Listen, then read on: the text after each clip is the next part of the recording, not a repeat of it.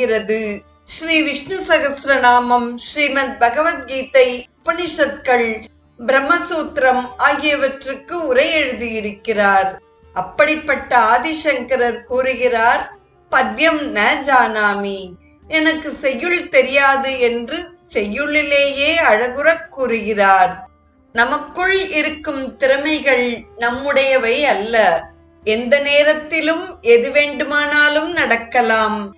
இந்த உடல் உட்பட அனைத்தும் அழிந்து போகக்கூடியவை. இது அனித்யம். இதில் நமக்கு சந்தேகத்திற்கு இடமே இல்லை. இந்த எண்ணம் வெறும் வாய் வார்த்தையாக இல்லாமல் மனதில் ஆழமாக பதிந்து இருக்க வேண்டும். எந்த இடத்தில் எந்த சொல்லை சொல்ல வேண்டும் என்று எனக்கு தெரியாது. சொல் தெரியாது, சொல்லுக்கு பொருளும் தெரியாது. அதனால் செய்யுள் தெரியாது, உரைநடையும் தெரியாது என்கிறார். மிக பெரிய பண்டிதர், அறிவில் தலை சிறந்தவர், மேதாவி